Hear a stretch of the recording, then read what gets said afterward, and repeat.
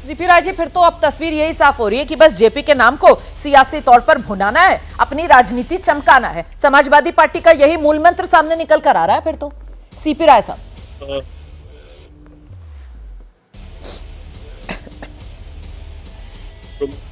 रुमाना जी थोड़ा समय दीजिएगा, टोकिएगा नहीं। आपने 1-to-1 डिबेट कर दिया, सपा वर्सेस भाजपा, फालतू बैठा लिया। तो हमको, मुझे पता होता है इतनी हस्कचरी डिबेट होती तो मैं शामिल नहीं होता।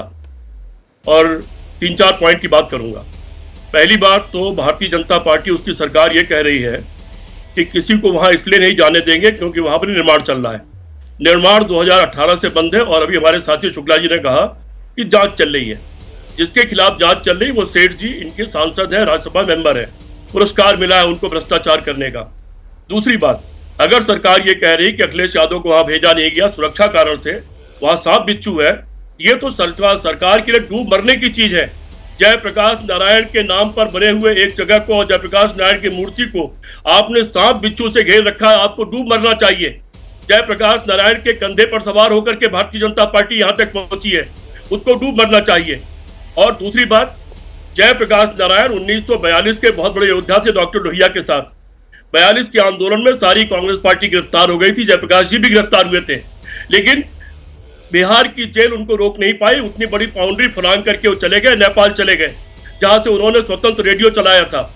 जिस जयप्रकाश नारायण को अंग्रेजों की जेल बंद नहीं कर पाई थी, हम लोग तमाम बार जेल में गए हैं। जेल की कोठरी में जो दरवाजा होता है वो खिड़की जैसा होता है, आपको आर पार दिखलाई पड़ता है। यहाँ का जो दरवाजा है उस पर टिन शेड लगा करके उसको काल कोठरी बना दिया गया है। जयप्रकाश नारायण का इससे बड़ा अपमान क्या हो सकता है कि जयप्रकाश नारायण को ढकने के लिए काल कोठरी बना दिया गया उनके नाम पर बनी हुई इमारत को। चौथी चीज, 2016 में जो इमारत बननी शुरू हुई और वो एक साल के अंदर करीब करीब 80% बनकर तैयार हो गई। ये 864 करोड़ रुपया उत्तर प्रदेश की जनता की गाढ़ी कमाई का है।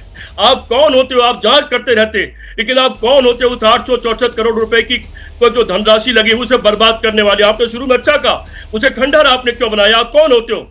इसी तरह के और इन्होंने कई खंडहर बनाए हैं। अखिलेश यादव और मुलायम सिंह यादव का घर खाली हुआ, 4 साल से खंडहर होकर जंगल उग गया। अपने कैमरामैन को वहां पर भेज दीजिएगा, इस्तेमाल नहीं हुआ जो इतना अच्छा घर बना हुआ था।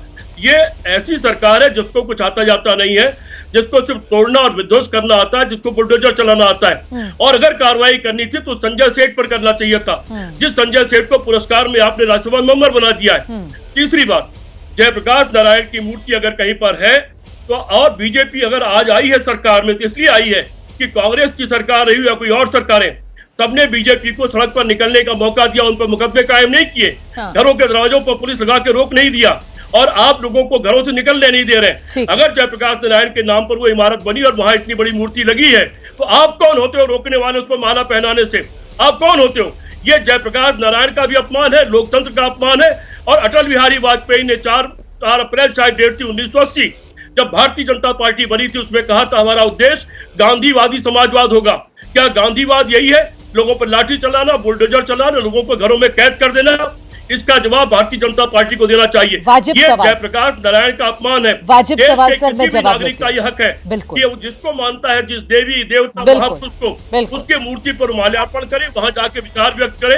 ये देश की जनता का अधिकार है। शुक्ला जी, यही वो तमाम बातें हैं जो बार बार आपके सामने रखी जा रही हैं, जिस पर आप जवाब देने से बच रहे हैं। मतलब वो जेपीएनआईसी सर, वहां पर आपने टिन शेड लगा दिए, लेकिन जब तक वो टिन शेड नहीं लगे हुए थे, मतलब घर पर पार जो है वो उगाई है वहां पर, क्या हाल आपने जगह का बना दिया, खंडर में आपने उसको तब्दील कर दिया। जांच की बात आप करते हैं और जो वहां के बिल्डर वही आप ही के बीजेपी के टिकट पर सर वो राज्यसभा में पहुंचे हुए हैं। पूरे के पूरे सिस्टम का आपने मजाक बनाकर रख दिया। जो बात समाजवादी पार्टी कह रही है वही बात कांग्रेस पार्टी कह रही है कि साहब ये विकास नहीं, विनाशकारी सरकार और अपमान।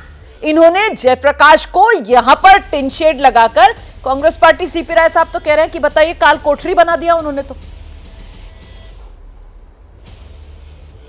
देखिए, बड़ा आश्चर्य हो रहा है कि कांग्रेस के प्रवक्ता बड़ा चिंतित है कि जो निर्माणाधीन बिल्डिंग है उसको टीन शेड से ढक दिया गया है। अरे जिन्होंने जयप्रकाश नारायण को जेल के सखिंचों में रखा, उस पार्टी में कूद कर गए सीपी राय साहब, तब नहीं डूब के मर गए। वो निर्माणाधीन बिल्डिंग जो टीन शेड से ढकी ही जाती है, दिल्ली में आप रोमाना जी, दिल्ली से लेकर नोएडा तक आप जाती होंगी, जहां बिल्डिंग बनती है उसको टीन शेड से ढका ही जाता होगा। ये सर कांग्रेस में जाते चल रहा है थे क्या? समय नहीं वहां पर आप लोग बनवा रहे हैं क्या? हमने निर्माण का कार्य चल रहा है क्या वहां पर?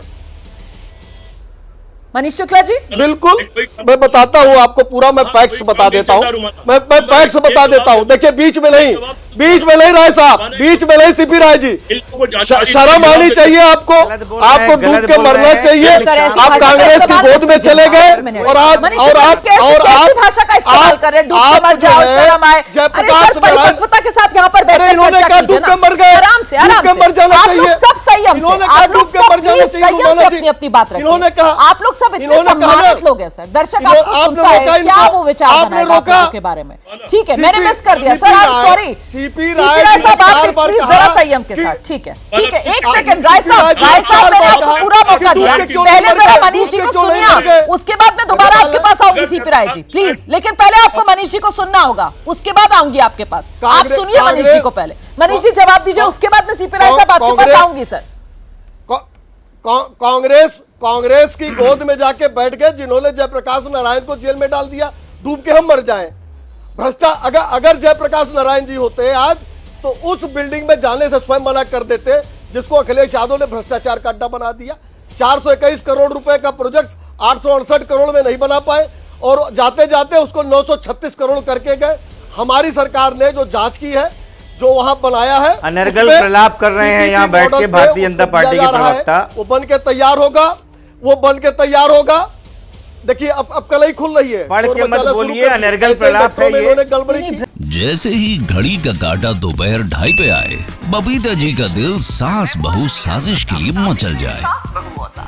और ये है इनकी बहू, पूरे दिन ऑफिस की टेंशन हो जाए गॉन जब ये करें अपना फेवरेट शो फ्री टाइम पे ऑन। इनकी तरह आप भी देखिए अपना फेवरेट शो अपने टाइम पर और डाउनलोड कीजिए एबीपी लाइव ऐप अपने स्मार्ट टीवी पर।